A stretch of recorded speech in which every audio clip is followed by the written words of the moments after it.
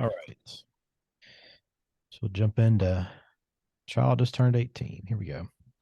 In three, two. Well, hello and welcome in to New York's Asset Protection Roundtable, a three pillars of protection program. I'm Ben George, joined as always by Ted Alatsis, attorney and counselor at law over at the Alatsis Law Firm in Brooklyn, New York. You can find him online at alatzislawfirm.com. Ted, what's going on today? First day of spring, Ben. So it's we're enjoying some pleasant weather for a change. So looking forward to a nice spring. I'm with you as well. Do you prefer spring or fall more? I prefer spring. Spring is a much more optimistic time, even though the weather is kind of similar. It's at least there's optimism. There's hope. Whereas the fall, it's just kind of like, oh gosh, the winter's coming. It's not. So yeah, spring is certainly a better for me. At least I enjoy it more. Yeah, and baseball season cranking up as well, which is never a Oh, bad thing in New York. absolutely, absolutely, absolutely.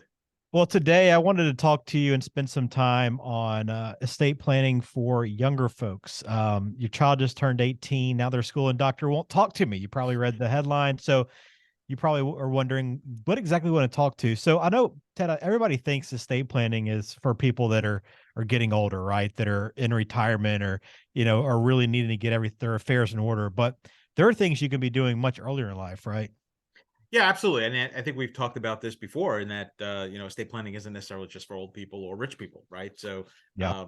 estate planning is something that we should be thinking about kind of all the time, right? To one form or another. So in this episode, we're going to discuss a common issue that parents face once their child turns 18. Suddenly their doctor and their school won't talk to them anymore. And this is because legally, once a child becomes an adult, their privacy rights are protected, and healthcare providers and educational institutions are not allowed to share information about their adult patient student without their explicit consent. So we want to talk about the importance of young adults having these basic legal documents to help ensure that parents stay informed about their child's medical and financial decisions.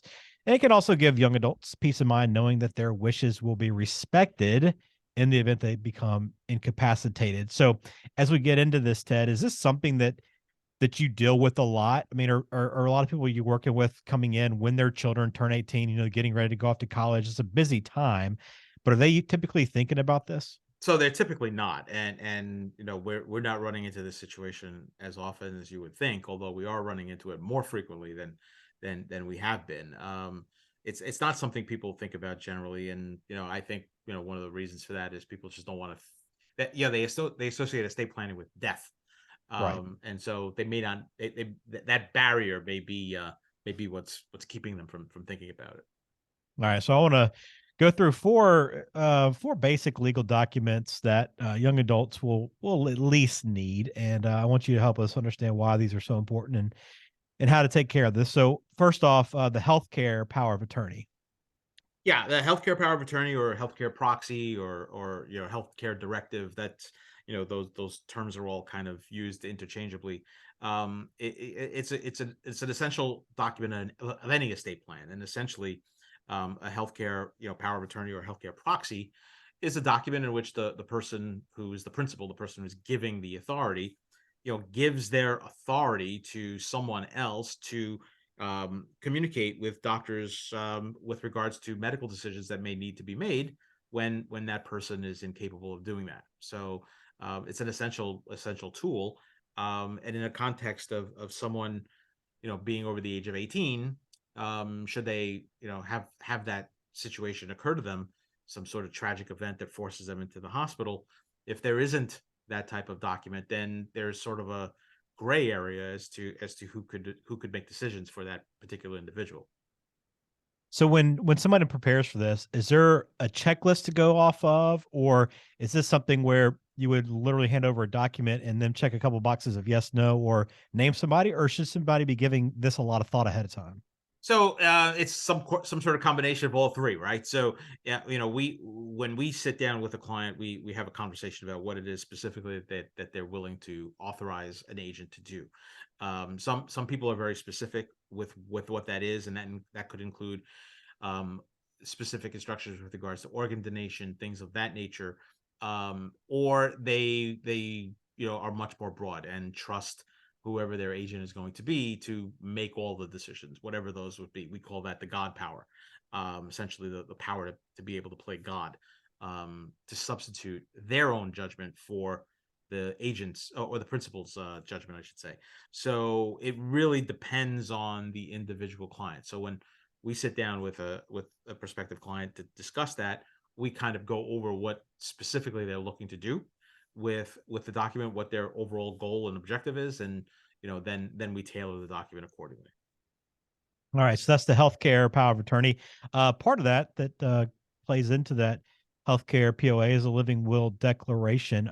Is this a completely separate document altogether, or is this just part of that healthcare power of attorney? So generally, it is a separate document. Some healthcare proxies can include some language that include end of life directives, which is what a living will essentially would be. And so depending on how the document is formulated, but the living will is really a much more specific circumstance, and that is a circumstance in which the person has um, or is in a situation where the doctors have abandoned all hope of recovery, and have communicated that the only way that the patient can continue to exist is by way of some sort of extraordinary life sustaining measures, life support, things like that. And the living will is a declaration that basically says, in that circumstance, these are the things that I want to be administered, and then essentially either do not resuscitate in a certain circumstance, and then you can be very specific with regards to what those circumstances would be. Okay. So a couple documents here as we're talking about some things a young adult might need. At least these basic legal documents now that they have become an adult. The next one is a financial or property power of attorney. And I think you might hear this and go, well, most 18-year-olds aren't going to have a whole lot of stuff to worry about, right, Ted? So That how does this, where does this play in? So that's probably true, and certainly that they would be disinclined to think that they actually need it. But let's say the child's in a situation where they need to make an application, their FAFSA form or something of that nature. If the parent doesn't necessarily have the power of attorney to do that, and the child is in a situation where they can't, they're either incapable of doing the documents because they're not around, or they're incapacitated, or some other incident occurs that prevents them from doing it in a timely fashion, then the financial power of attorney would be able to do that for them.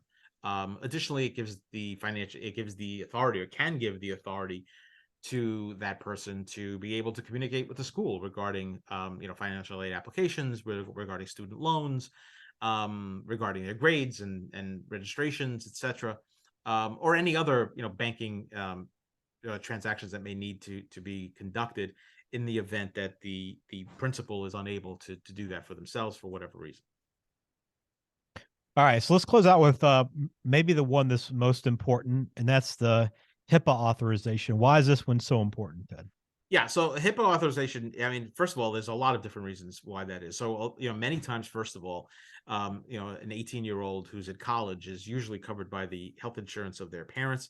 And so in order to, gain those medical records that may be necessary, a HIPAA authorization may be important in order to do certain things with regards to, any kind of medical coverages, or any kind of medical applications, or applications for coverage for treatment of certain conditions.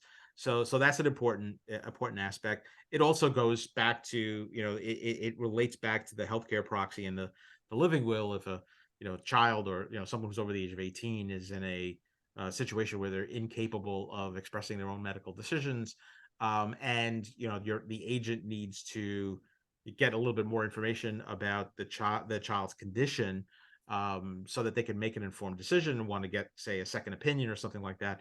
They can't access those records unless they have a HIPAA authorization to get those records and then get them to a second opinion. So HIPAA authorization it's sort of the companion document to the healthcare power of attorney, but an essential document for sure. Well, I'm guessing, and I'm not going to just assume anything, Ted, but I'm guessing there's no 18-year-olds that are listening to our podcast more than likely. So for anyone that I guess knows someone that's turning that age, or is already 18, 19, even, in the early 20s, whatever it is, but younger, young adult, maybe off to college, how do you point them in this direction? Is it as simple as, hey, go online, you can find this stuff online, or do they need to sit down with an attorney to work through this stuff? Well, I mean, certainly, our first instinct would be to say that they should sit down with an attorney and do this stuff. But you know, uh, kids these days, and I refer to anyone over the age of 18 who's not who's not someone of my age as a kid. I mean, I have as a father of a 20-year-old in college. I still think of her as a kid, but she's pretty mature.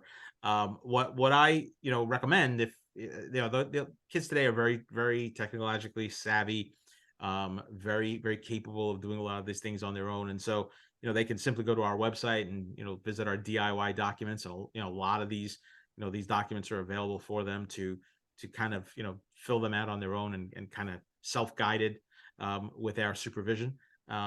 But otherwise, if they feel inclined to come in, and we certainly encourage that communication, so that they get a better handle of what it is that they're looking to do and how to do it.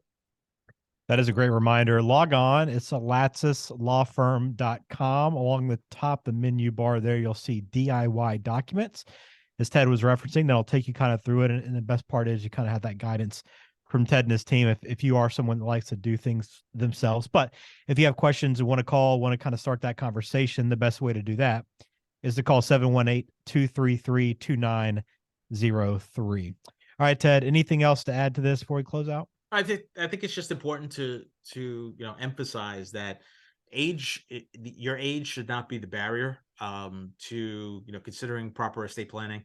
It doesn't have to be something that is complex and intensive. It is something that, however, if you do not do, you could create bigger problems for yourself and your family. So definitely consider the things that you can do to alleviate that stress for your family.